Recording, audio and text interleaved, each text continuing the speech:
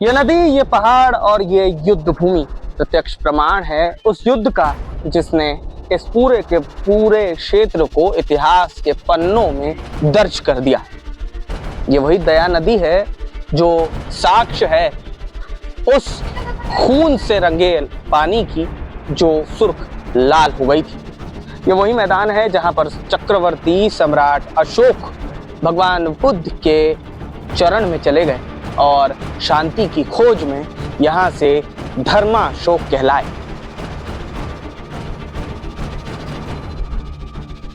कलिंग युद्ध धौली की पहाड़ियों पर लड़ा गया था। सुबह के सूर्योदय के साथ शंखनाद की धुन पर युद्ध का आगाज हुआ। कलिंग के राजा अनंत पद्मनाभन और सम्राट अशोक की सेनाएं आमने सामने थी। पूरा कलिंग युद्ध का मैदान बन चुका था। कलिंग की सेना भी एकदम व्यवस्थित और ताकतवर थी, जो किसी भी कीमत पर पीछे हटने को तैयार नहीं थी। साथ ही कहते हैं कि कलिंग की सेना ही नहीं बल्कि वहाँ की प्रजा भी देश प्रेमी थी। दोनों तरफ से घमासान जारी था। कलिंग के राजा की सेना एक समय ऐसा लग रहा था कि सम्राट अशोक को पराजित कर देगी, लेकिन धीरे धीरे कलिंग के वीर योद्धा वीर गति को प्राप्त हो रहे थे।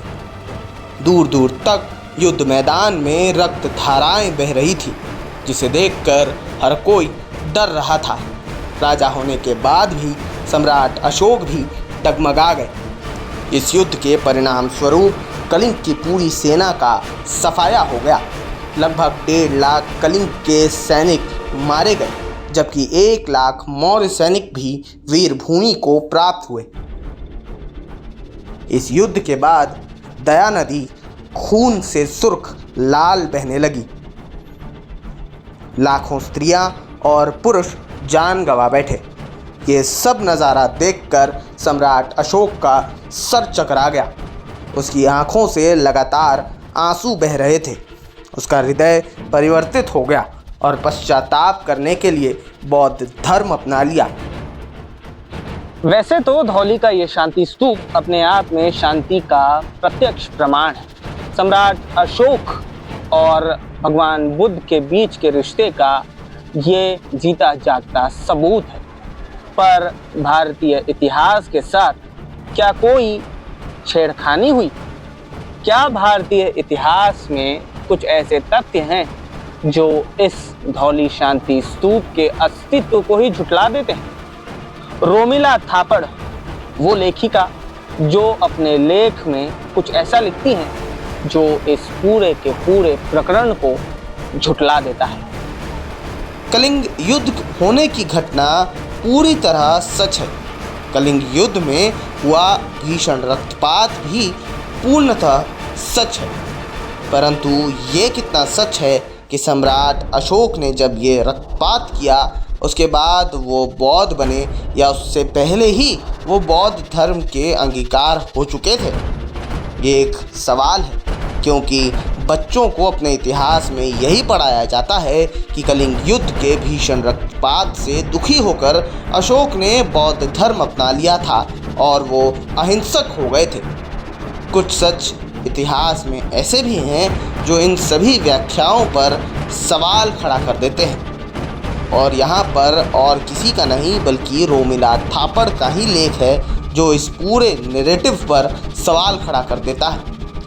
रोमिला थापड़ अपने एक लेख में लिखती हैं कि ऐसा प्रतीत नहीं होता कि अशोक कलिंग युद्ध में हुए रक्तपात के बाद नाटकीय रूप से बौद्ध धर्म में दीक्षित हो गए थे, बल्कि वो जब उज्जैन के शासक बनाकर भेजे गए थे तब वो सबसे पहले बौद्ध धर्म के संपर्क में ही आए थे।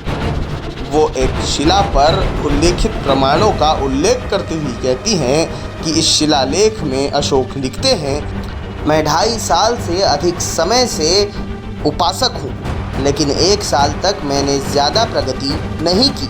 अब 1 वर्ष से अधिक समय से मैं संघ के करीब आ गया हूँ और अधिक उत्साही हो गया हूँ। इसके आगे वो लिखती हैं कि बौद्ध परंपरा में ये उल्लेख नहीं प्राप्त होता है कि कलिंग युद्ध के बाद अशोक ने बौद्ध धर्म ग्रहण किया था। वो लिखती हैं, उनके बयानों से पता चलता है कि कोई अचानक धर्मांतरण नहीं हुआ, बल्कि धीरे धीरे और बौद्ध धर्म के साथ घनिष्ठता बढ़ती गई। यानी अशोक ने अचानक से ही बौद्ध धर्म स्वीकार नहीं किया था, बल्कि वो बौद्ध धर्म के साथ काफ़ी समय तक साथ रहे थे। इस लेख से एक बात स्पष्ट हो जाती है कि वो कलिंग युद्ध के समय भी बौद्ध धर्म के उपासक थे, और ये बात पूरी तरह से झूठ है कि सनातन के रक्तपात के कारण उन्होंने बौद्ध धर्म अपनाया। बौद्ध धर्म अपनाने की बहुत ही सहज समयावधि रही है, और ये एकदम से नाटकीय रूप से नहीं हुआ।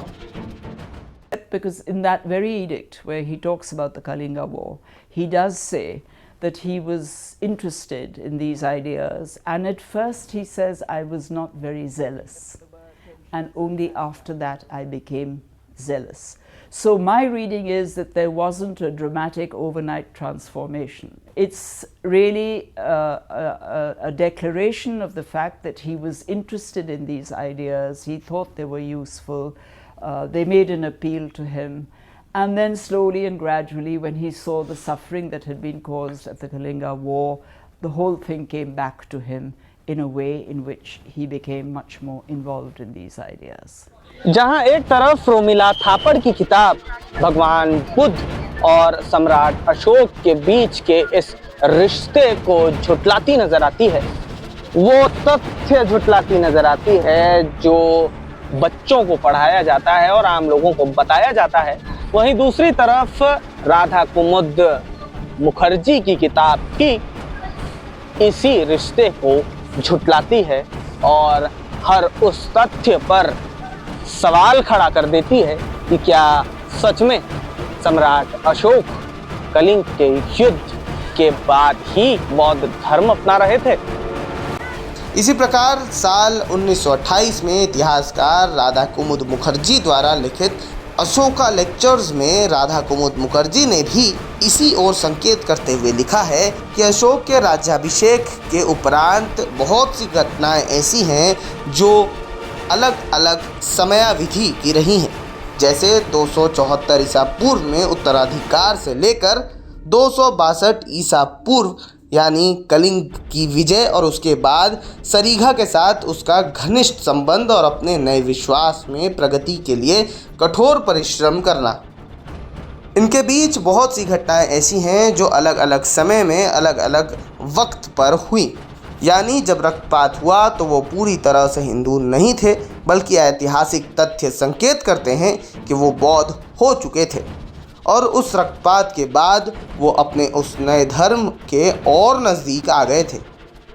जहां एक तरफ लेखक और किताबें इस रिश्ते को झुटलाती हैं, वहीं दूसरी तरफ इतिहास आज भी गवाह है कि भगवान बुद्ध और सम्राट अशोक के बीच के रिश्ते कैसे थे और कैसे सम्राट अशोक कलिंग के युद्ध के बाद चंडाशोक से धर्माशोक बन गए। अब सवाल ये उठता है कि रिश्ते को माने कैसे, किताबों से या फिर इतिहास के उन पन्नों से। चाहे रिश्ते को कैसे भी माने, पर इससे जवाब यही रहेगा कि आज भी ये प्रत्यक्ष प्रमाण है भगवान बुद्ध के शांति के संदेश का और सम्राट अशोक के उस शांति की खोज का जो उन्होंने कलिंग की युद्ध के बाद खोजी थी। ऐसे ही प्रत्यक्ष प्रमाणों और अनसुनी कहानियों के साथ मिलेंगे फिर अगली बार। इंतजार कीजिए। मैं हूं शुभम कुमार। नमस्कार।